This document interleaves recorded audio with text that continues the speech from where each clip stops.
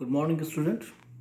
MDS university Ajmer के BA part third political science के paper first के मेरे प्रिय साथियों, हम बात कर रहे हैं मार्क्सवाद के सिद्धांतों की, व्याख्याओं की। और आज उसमें एक नई शुरुआत आपसे करेंगे, एक नया पॉइंट लेंगे, एक नया विचार बिंदु लेंगे। वो है वर्ग संघर्ष या क्लास स्ट्रगल। मार्क्स की इस बिंदु पर बहुत आलोचना हुई है, बहुत उनको सराहा भी गया है। यानी आप ये कह सकते हैं कि वो ताली और गाली के हकदार एक साथ हुए हैं इस बिंदु को लेकर। और मैं लोकतंत्र के प्रति पूरी आस्था रखता हूँ, इसलिए हक आपको देता हूँ कि अपना विचार आप इस चीज़ को जो मैं आपको बताने जा रहा हूँ खुद पढ़कर, खुद समझकर बनाएं। मार्क्स की एक व्याख्या है जो उन्होंने कम्युनिस्ट मैनिफेस्टो में की है। साम्यवादी घोषणा पत्र उनकी एक किताब का नाम है जो उन्होंने फ्रेडरिक एंगल्स के साथ लिखी है। उसमें वो कहते हैं कि अब तक का समस्त सामाजिक जीवन का इतिहास वर्ग संघर्ष का इतिहास है। अंग्रेजी में आप कहते हैं क्लास स्ट्रगल, वर्ग संघर्ष। अब इससे पहले समझें कि मार्क्स ने वर्ग किसे कहा है। वो वर्ग की दो विशेषताएं मानते हैं।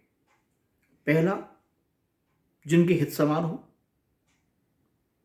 कॉमन इंटरेस्ट को आप कहते हैं, और जो निश्चित क्रियाकलाप करते हो। अगर आप प्राचीन इतिहास को देखें ना, तो इसके लिए शब्द इस्तेमाल में आता था श्रेणी। जैसे पशुपालक हैं, कृषक हैं, कोई बर्तन बनाते हैं, कोई अन्य चीज़ें बनाते हैं। तो एक निश्चित कार्य करने वाले व्यक्ति जिनका समान उद्देश्य है, समान हित है, और वो एक समान प्रक्रिया से जुड़े हुए हैं।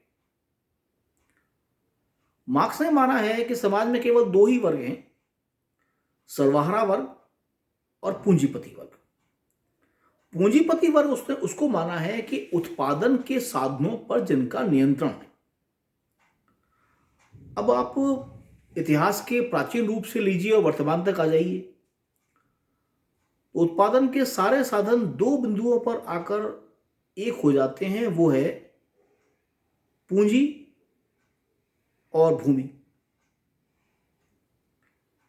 यानी जमीन और धन, पैसा, मुद्रा। अब आप ये पाएंगे कि अलग अलग देशों में ये अलग अलग लोगों के पास है, जो संख्याएं बहुत कम है। आप देखें तो जमींदार थे, पूंजीपति वर्ग थे, उद्योगपति थे। इनके पास पैसा भी है और पैसे के दम पर इनके पास भूमि भी है। और भारी मात्रा में किसान या मजदूर इनके नियंत्रण में कार्य करते हैं। ये दो वर्ग हुए। अब इन दो वर्गों में मार्क्स का यह मानना है कि संघर्ष लगातार चलता है, क्योंकि दोनों के जो इंटरेस्ट, हित हैं, वो अलग अलग हैं। इंटरेस्ट कैसे? एक सामान्य सी मानवीय प्रवृत्ति होती है कि भाई मैं जो कार्य कर रहा हूं इससे मुझे अधिक से अधिक लाभ मिले। यदि आप कोई कार्य करते हैं, आप इसको खुद पे भी ले सकते हैं कि भाई परीक्षा के अंदर जब आप सवाल के जवाब लिखते हैं, आप नोट कीजिएगा कि एग्जाम जब खत्म होता है आपका और आप अपने दोस्तों के साथ अपने पेपर को डिस्कस करते हैं, तो आप कहते हैं इसमें इतने ये लिखा है, इसमें ये दिया है, इतने नंबर तो आ ही जाएंगे और आने ही चाहिए। ये जो चीज़ है। और कई बार होता क्या है कि जब आपके रिजल्ट सामने आते हैं तो आपको लगता है यार कुछ कम रह गए, थोड़े और आने चाहिए थे। कारण आपका उद्देश्य ये था कि आपके हित अधिकांशतः पूरे हों, क्योंकि आपने परिश्रम किया है, आप पढ़े हैं, आपने समय दिया है, आपने परीक्षा के जवाब लिखे हैं। अब आप खफा किससे होते हैं? टीचर से, यार बड़ा खराब था, मैंने ये भी लिखा तब भी नंबर नहीं दिए। ऐसे ही ठीक स्थिति इन दो वर्गों की है। देखिए ध्यान रखिएगा, पूंजीपति वर्ग हो या सर्वहारा वर्ग, दो चीज कॉमन है। नंबर एक, उनके इंटरेस्ट कॉमन है, सामान्य है, एक से हैं।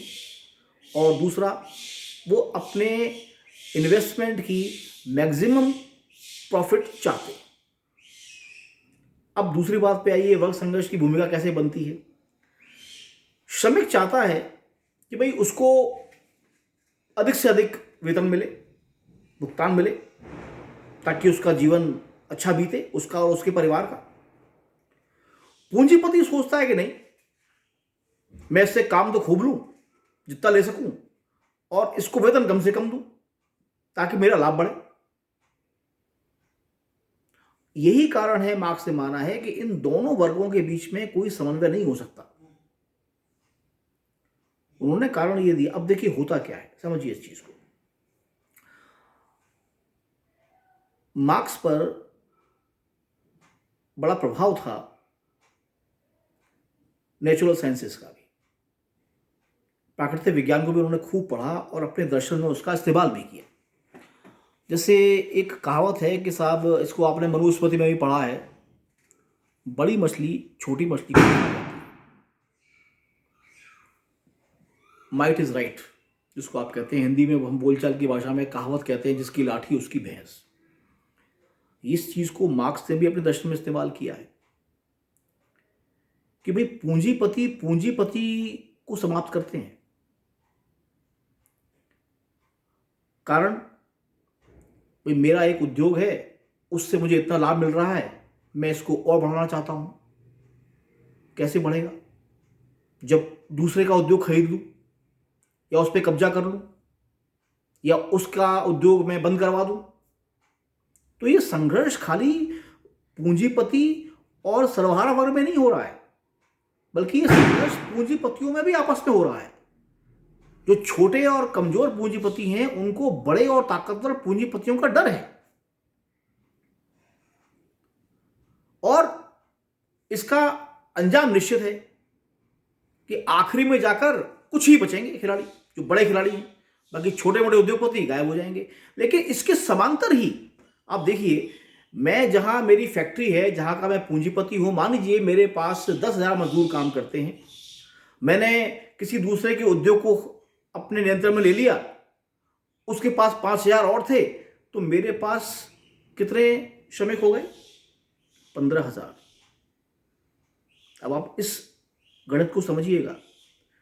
पूंजीपतियों की संख्या हो रही है कम, और सर्वहारा की संख्या रही है बढ़, जिनके इंटरेस्ट कॉमन है और जो लगातार अपना हित खोते जा रहे हैं।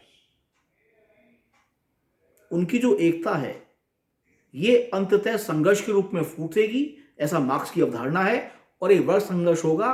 और इस वर्ग संघर्ष में देखिए सीधा सा गणित है, जिसकी संख्या ज्यादा है वही जीतना है। पूंजीपति है कितने?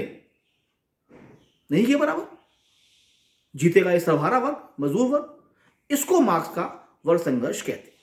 और इसके बाद वो मानते हैं संघर्ष के बाद एक व्यवस्था आएगी, जिसको हमने इतिहास की आर्थिक व्याख्या पढ़ी है। आखिरी दो बिंदु याद कर लीजिए, सर्वहारा वर्ग का अधिनायकत्व, और अगला बिंदु होगा साम्यवादी अवस्था। ये मार्क्स का वर्ग संघर्ष का सिद्धांत है। अब यहां आप एक चीज ध्यान रखें, मार्क्स की जो ये व्याख्या है, इसमें आर्थिक तत्व प्रधान है, आपके सामने ही है, लेकिन ये इस बात को मान के चल रहे हैं कि पूंजीपति वर्ग और सर्वहारा वर्ग के बीच में कहीं कोई तालमेल स्थापित हो ही नहीं सकता, या ये जो पूंजीपति तबका है, ये केवल और केवल इसका जन्म ही इस सर्वहारा वर्ग का खून चूसने के लिए हुआ है। यहां से इस सिद्धांत की आलोचना शुरू होती है, जो हम आपसे अगले लेक्चर में डिस्कस करें। धन्यवाद।